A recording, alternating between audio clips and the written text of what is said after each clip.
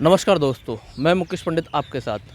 आज हम मध्य प्रदेश में चुनाव हुआ है, उसके बारे में चर्चा करते हैं। वहाँ जो एक जानकारी मिली है कि वो काफ़ी शिकायतें हुई हैं और उन शिकायतों के बारे में सर से जानने की कोशिश करते हैं। सर का नाम नरेंद्र मिश्रा है। सर से जानते हैं क्या मामला है, क्यों कैसे ये सुप्रीम कोर्ट मामला पहुँचा है, कैसे क्या परिस्थिति या उत्पन्न हुई है जो कि मध्य प्रदेश में मध्य प्रदेश से निकल कर वो दिल्ली आ चुका है। नमस्कार सर। Thank you. आप लोगों के माध्यम से मैं बहुत बहुत आभार प्रकट करता हूँ। पूरे दर्शकों को नमस्कार करता हूँ। मामला सिर्फ इतना है कि हमने कंप्लेंट्स ये दिया था कि बहुत सारी कंप्लेंट्स इलेक्शन कमीशन के पोर्टल में पेंडिंग है। तो बिना जो कंप्लेंट्स को डिसाइड किए हुए इलेक्शन कमीशन को तब तक उस रिजल्ट्स को नहीं डिक्लेयर करना चाहिए जब तक कि वो सारी कंप्लेंट डिसाइड ना हो जाए। यह मेरी क्वेश्चन थी। तो 22 नवंबर को बहुत सारे पेपरों में चीज़ें आई। ये 22 नवंबर की बात बता कर रहा हूँ। अब उसके बाद यानी 3 दिसंबर तक में बहुत सारी कंप्लेंट्स और भी बहुत सारी आई होंगी, बढ़ गई होंगी, घटी तो नहीं कम से कम। तो उन सारी चीज़ों को लेकर के था। फिर दूसरा चीज़ मैंने आपसे इलेक्शन कमीशन से यह भी मुझे देखने को लगा कि कोड ऑफ कंडक्ट का इतने बड़े लेवल पर वायलेशन हुआ। बहुत सारे जगह पर पीठासीन अधिकारी किसी और की वोटिंग करा रहे हैं, वोट कास्टिंग करा रहे हैं। कई जगहों पर लोगों ने जो है तो वोट नहीं डालने दिया जा रहा है। कई जगह पर फायरिंग हो रही है, FIR नहीं हो रहा है और वहाँ पर बूथ कैप्चरिंग हो रही है। ये सारी चीज़ें, टेम्परिंग की जा रही है, ये सब चीज़ें हैं, पर इलेक्शन कमीशन ने कोई भी उसमें संज्ञान नहीं लिया। दूसरा था। तीसरा, सोशल मीडियाज़ के माध्यम से बहुत सारे हमें चीज़ें मिली थी, उसमें कोई भी शॉर्ट सॉल्यूशन इन्होंने नहीं निकाला था। चौथा इसके साथ में था कि क्या चीफ इलेक्शन कमीशन को ये राइट्स कहीं पर भी मिला है भारत देश कि बिना जो कंप्लेंट्स को पेंडिंग हैं उनको बिना डिसाइड किए हुए आपने कैसे सारी चीज़ों को कर दिया, कैसे सर्टिफिकेट रिजल्ट को डिक्लेयर कर दिया। इसीलिए मैं 3 दिसंबर को गया, नहीं तो मैं बाद में भी जा सकता था क्योंकि चुनाव के रिजल्ट्स की डिक्लेरेशन काउंटिंग चल रही थी और काउंटिंग के दौरान पर ही मैं CGI साहब के पास में थ्रू PA कन्वर्सेशन कराया था। ये हो गया। पाँचवा मेरा है कि मध्य प्रदेश में 17 नवंबर को चुनाव हुआ और 15 नवंबर को मध्य प्रदेश में किसान सम्मान निधि का पैसा अमाउंट डिलीवर्ड किया गया। यह कोड ऑफ कंडक्ट का वायलेशन नहीं आपको, सबको, पूरे भारत देश की जनता को नहीं लगता है? ऐसे ही राजस्थान में हुआ, ऐसे छत्तीसगढ़ में, ऐसे बहुत सारे राज्यों में किया गया। तो मेरा ये मतलब था, क्या ये इस अमाउंट को आप 17 तारीख के बाद यानी 2 दिन पहले देना आवश्यक था क्या? आप 2 दिन बाद दे सकते थे, 17 तारीख को दे देते तो क्या उस समय पर देने के आपको कुछ गड़बड़ी हो सकती थी? ऐसे ही लाडली बहना योजना का पेमेंट किया गया, वो जो कि डायरेक्ट पब्लिक को हिट कर रही थी, तो उसमें सारे लोगों ने डायरेक्ट बेनिफिट्स वोटर्स को दिया गया। पर मेरा कहना था कि 7 तारीख की बजाय आप 17, 18, 19 को बाद में दे सकते थे। क्या 10 दिन के अंदर में आपको ये सब करने की ज़रूरत थी क्या? नहीं थी। तो ये सारे मेरे प्रश्न थे और इस सारी कंप्लेंट्स के साथ में से ऑनरेबल चीफ जस्टिस के पास में गया था और उसमें प्रोसेस चल रही है और फाइल मैंने later two petitions honourable court के सामने मैंने रख दिया है। इसी के साथ में मेरा यह था कि जो 15,000 20,000 जो कंप्लेंट्स हैं अलग अलग स्टेटों के और भी डेटास हैं, क्या उनको नहीं डिसाइड करना चाहिए? क्या जनता को 5 साल का जो राइट्स मिला हुआ है उस राइट्स को वायलेशन इस तरह से होने देना चाहिए? 5 साल बाद तो 5 साल तक वो जनता उन्हीं लोगों के माध्यम से इधर उधर घूमती रहती है, नेताओं के दरबारों में इधर से उधर, और अपने वोटिंग का राइट्स वो समझते हुए बेचारी फिर ऐसे ही घूमती रहेगी। सिर्फ मेरा इतना मतलब है कि 5 साल के पहले इस एप्लीकेशन जितने पेंडिंग है जब तक वो न डिसाइड हो जाया करे तब तक जो है तो chief election commission of India से रिक्वेस्ट है कि उसको पूरा का पूरा और सुप्रीम कोर्ट के ऑनरेबल CGI से हमारा रिक्वेस्ट है कि उसको डायरेक्शन करे इलेक्शन कमीशन को कि वो तब तक के लिए ऑर्डर फॉर रिकॉल कर दे। और ऐसे जिन भी स्टेटों में हुआ, मैं नहीं कह रहा हूँ कि स्पेशल मध्य प्रदेश, जिन भी स्टेटों में ऐसी प्रॉब्लम आई है आप वहाँ पर ऑर्डर फॉर रिकॉल करिए और स्टे कर दीजिए प्रोसीड को। तो सर, जैसे कि आपने कहा कि इलेक्शन कमीशन के ऊपर जो आपने सबसे पहले जो सवाल दागा है वो इलेक्शन कमीशन पर डाला कि जो ये जितनी भी कमियां हुई हैं या बूथ कैप्चरिंग की, जैसे जो एक बात लगी हमको, जैसे कि आप बूथ कैप्चरिंग की बात कर रहे हो, मारपीट की बात कर रहे हो, जो ये चीज़ें सामने आई हैं, ये जैसे किसान सम्मान निधि की या लाडली बहना योजना की जो बात कर रहे हो, तो ये आपने सीधा सीधा सवाल आपने चुनाव आयोग से कर दिया है। क्या आपको लग रहा है कि चुनाव आयोग सोया हुआ है क्या इन सवालों के उस पर?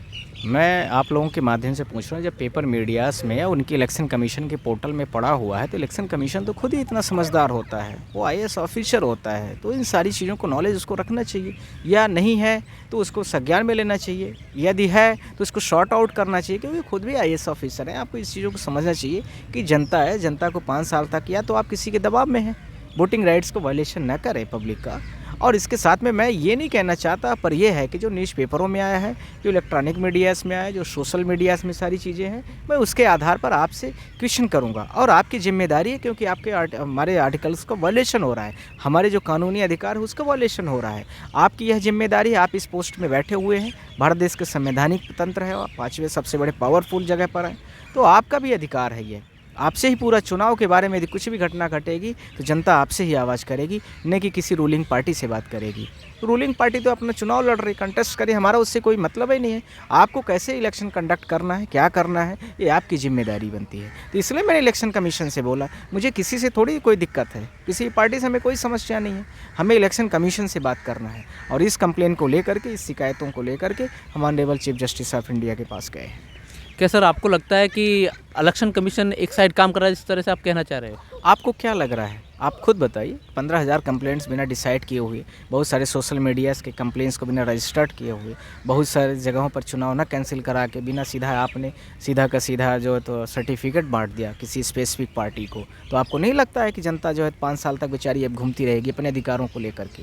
कहाँ जाएगी जनता? आप खुद बताइए। सर जैसे आपने कहा कि 15,000 कंप्लेंट हैं चुनाव आयोग में, तो क्या अगर कोई जैसे कि हमारे माध्यम से, जैसे जो भी हमारे साथी हैं, जो भाई हैं, बहन हैं, जो देखेंगे, वो कैसे चेक कर पाएंगे कि ये 15,000 कंप्लेंट दर्ज वो है? आपने इलेक्शन कमीशन के आप पोर्टल में जाइए, वहाँ पर कंप्लेंट जो जिसके नाम से होगा वो कैंडिडेटों को उनको रेफरेंस नंबर वगैरह कुछ मिलता होगा और उस नंबरों के आधार पर मिल जाएगा आपको। तो सर ये सुना है कि कंप्लेंट अभी जारी है या बंद हो गई है? अब तो मुझे नहीं लगता, मुझे नहीं पता, पर मैंने आपको 22 नवंबर की घटना बताई थी। अब 3 दिसंबर को जब तक रिजल्ट आया तब तक ऐसी बहुत सारी आई हैं। अब उसके बाद भी अभी बहुत सारी कंप्लेंट बढ़ रही हैं कि हमारी वीवीपैट पूरी जांच करवाई जाए या वीवीपैट के पूरी काउंटिंग कराई जाए हर पोलिंग लेवल पर। इसके साथ में बहुत सारे ऐसे कंप्लेन आ रही हैं कि हम चुनाव लड़े थे और सारे हमारे इस विधानसभा में हमें एक भी वोट नहीं मिला, या हमारी पोलिंग में हमें एक भी वोट नहीं मिला, जबकि हम वहीं से चुनाव लड़े हैं और हमारा वो घर है, हमारे घर के लोगों ने वोट नहीं दिया, गांव के नहीं दिया, रिश्तेदारों ने दिया, पर मैं तो अपना वोट दिया हूँ। नहीं सर, जैसे कि आप इन शिकायतों को लेकर कोर्ट आए हो, ठीक है, दिल्ली है, तो सीजीआई के पास, तो आप ये बताएं कि आप जब चुनाव आयोग के खिलाफ इन चीज़ों को लेकर आए, तो क्या चुनाव आयोग के खिलाफ नहीं, आप उनको भी लेकर आए हो जो चीज़ें सत्ताधारी पार्टी ने विपक्ष के ऊपर दागी हैं, वो उस पर चुनाव आयोग ने कोई संज्ञान नहीं लिया, और विपक्ष ने कोई चीज़ चुनाव सत्ताधारी पार्टी को दागा है, कोई भी सवाल, क्या उस पर चुनाव आयोग संज्ञान ले रहा है? क्या इस पर भी कोई आपका वो है कोर्ट में? विपक्ष की पार्टियों का तो काम है कि वो क्वेश्चन करें, पर इलेक्शन कमीशन का ये ड्यूटी है ना, उसके लिए तो सारी जनता बराबर है, चाहे भाजपा हो चाहे कांग्रेस से, उससे क्या लेना देना है। उसको तो फ्री एंड फेयर इलेक्शन कराना चाहिए। गलत है तो गलत को गलत बोलना चाहिए, सही है तो सही बोलना चाहिए। पर इलेक्शन कमीशन ने अभी कहीं ऐसा दिखता हुआ दिखी नहीं, तो मैंने कंप्लेन सीजीआई साहब के सामने ले आ दिया। नहीं सर, मैं ये पूछना चाह रहा हूँ, जैसे कि अभी राहुल जी ने किसी रैली में कहीं किसी प्रोग्राम पनौती शब्द का उपयोग किया था, और देश के प्रधानमंत्री मोदी जी ने एक शब्द का उपयोग किया कि ऐसा बटन दबाएं कि जिससे कि विपक्ष की नार भिज जाए या गला भिज जाए। क्या ये चुनाव आयोग इस पर संज्ञान नहीं लेगा या पनौती पर संज्ञान लेगा? ये तो आप खुद आप ही पूछ रहे हैं, आप मीडिया पूरा देश देख रहा है, आपके क्वेश्चनों का जवाब तो मीडिया के माध्यम से जनता तक पहुंच रहा है कि जनता को किस तरह का इलेक्शन कमीशन चाहिए, कि दोनों तरफ से जो निर्णयों को लेकर के यदि कुछ गलत हुआ है तो उसके खिलाफ एक्शन ले, एक तरफा इलेक्शन ले। ऐसी तो चीज़ों को लेकर के मैं सीजीआई के पास तक आया हूँ। जो आपने क्वेश्चन उठाया उसमें एक क्वेश्चन आप वाला वो हमारे साथ में है। तो आप ये क्वेश्चन भी जो ये है इसको भी लेकर आए हो? नहीं, वो क्वेश्चन नहीं लेके आया, पर ये है कि जनता तो देख रही है आपके माध्यम से, वो सारी चीज़ें तो आ ही रही हैं कि एक क्वेश्चन को लेकर के यदि रूलिंग पार्टी बोलती है तो उसको कुछ भी नहीं होता है, और अपोजिट की बोलती है तो उसके खिलाफ में FIR हो जाती है, कंप्लेंट रजिस्टर्ड हो जाती हैं, जो भी है सो एंड सो। सर हमने एक चीज़ देखा था कि मध्य प्रदेश की जो विधानसभा है दिमनी, वहाँ उसको हमने कवर किया था, तो उस समय हमने देखा कि काफ़ी वहाँ ये मानो कि गुंडागर्दी कह लो या बदमाशी कह लो या दबंगई कह लो, वहाँ वो चीज़ें एक महसूस हो रही थी देखने में। पब्लिक कुछ बोल नहीं पा रही थी, जो हाई कास्ट था वो बोल रहा था, क्योंकि ये जो शब्द मैं बोल रहा हूँ ये शायद मेरे लिए बोलना अनुचित होगा, मगर जो चीज़ें थी वो चीज़ें बोलनी ज़रूरी हुई हैं इस समय देश में, कि उस समय जो हाई कास्ट का एक आपस में टकराव बहुत तगड़ा था, और जो शेड्यूल कास्ट है वो एक बोलने के लिए राज़ी नहीं था वहाँ पर। ये चीज़ें हमने वहाँ देखी, और चुनाव के समय, वोटिंग के समय वहाँ एक हवा चली कि कुछ लोगों को वोट नहीं डालने दिया जाएगा, ये बीजेपी विरोधी है किसी समाज को। उसके बाद में पुलिस ने संज्ञान लिया, पुलिस गांव में गई, उनको आश्वासन दिया कि यहाँ जो भी कोई समस्या है, आपने जो आपने शिकायत की है, इसकी हम अच्छे से पुष्टि वो करेंगे, जांच करेंगे और आपको सुबह ऐसी कोई समस्या नहीं आएगी वोटिंग के समय। और सुबह देखा या कुछ जो वीडियो वायरल हुई है, जो वहाँ देखा कि वहाँ ना तो पुलिस है, ना कोई प्रशासन की तरफ से कोई कैसी भी सुरक्षा है। इस पर क्या कहना, क्या इस चीज़ को भी लेकर आप कोर्ट आए हैं? मैंने पूरे मध्य प्रदेश की चीज़ों को लेके आया हूँ, जिसमें जो इतने भी कंप्लेंट्स रजिस्टर्ड हैं उसका ओवरऑल है मैटर हमारा। और उसमें हो सकता है कुछ विधानसभा से भी लेकर के होंगे बहुत सारे कंप्लेंट, क्योंकि इसमें स्पेसिफिक लिखा हुआ कि चंबल रीजन से, ग्वालियर रीजन से बहुत सारे कंप्लेंट हैं। इसी के साथ में मैं यह भी कहना चाहता हूँ आपके माध्यम से कि यदि इतनी बड़ी बड़ी घटनाएं हो रही हैं, जनता की आवाज़ बनी हुई थी, जनता सब जगह कह रही है, तो इलेक्शन कमीशन को संज्ञान लेना चाहिए ना, उस विधानसभा लेवल पर करना चाहिए, लोगों को प्रोटेक्शन देना चाहिए, लोगों को आश्वासन देना चाहिए कैसे वोटिंग करना है, क्या करना है। आप ही बता रहे हैं सारी चीज़ों को, आप आई विटनेस थे वहाँ पर, हम तो वहाँ गए नहीं थे, पर लोगों के माध्यम से और आप लोगों के माध्यम से ऐसी बातें आ रही हैं, तो इनको करना चाहिए ऐसा। पर इलेक्शन कमीशन ने ऐसा कुछ अभी तक मुझे नहीं लग रहा है कि ऐसा कुछ कर पा रही है या कहीं करती हुई दिख रही है। नहीं सर, हमने काफ़ी वीडियो जो देखे हैं और काफ़ी हमने कवर भी किया है, वहाँ देखा है कि वोटिंग के दौरान तो हम नहीं थे, बाद में वहाँ पहुँचे थे, वहाँ देखा था। और कुछ जैसे कि दैनिक भास्कर ने छापा था कि जो कि पुरानी फिल्मों में होता था कि भागो भागो ठाकुर आया, भागो भागो ठाकुर आया, इस तरह की कुछ चीज़ें सामने आई थी वहाँ, और दैनिक भास्कर ने खुल के छापाई। तो छापा होगा तो मेरे पास वो विटनेस नहीं था, यदि आप देंगे तो हम उसको भी उठाएंगे, उसमें क्या है। देखिए, जो गलत है वो गलत है, जो सही है वो सही है, सही को सही बोला जाएगा, गलत को गलत, चाहे कोई भी हो।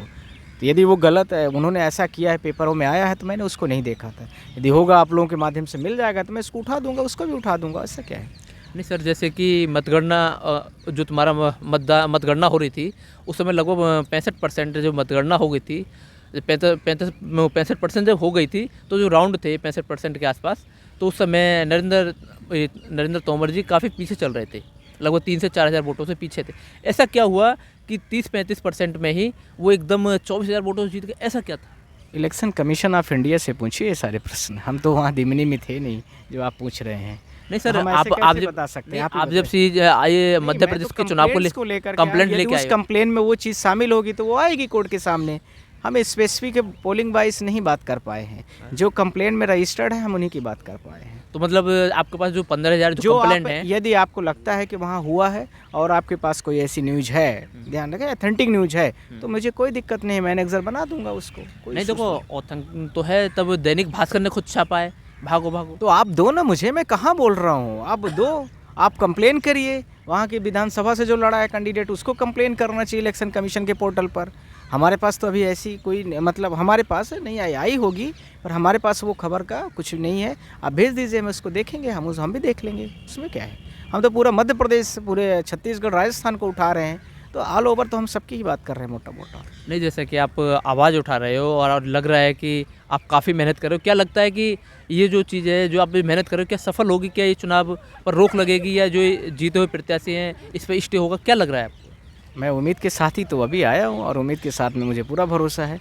ऑनरेबल CGI से मैं मुझे बहुत भरोसा है। बस ये और कुछ ज़्यादा नहीं बोलना चाहता, बस इतना ही कहूँगा कि ऑनरेबल चीफ जस्टिस से मुझे बहुत भरोसा है, और 140 करोड़ की आबादी को भरोसा है, वो ज़रूर करेंगे, जो करेंगे अच्छा करेंगे। जो निर्णय है इस पर कब तक निर्णय आ सकता है? इस पर जल्दी ही, इस हफ्ते में बहुत कुछ हो जाएगा। तो कितने % उम्मीद है आपको इस पर? 100%। बहुत बहुत धन्यवाद, आपने हमको इतना अपना कीमती समय दिया।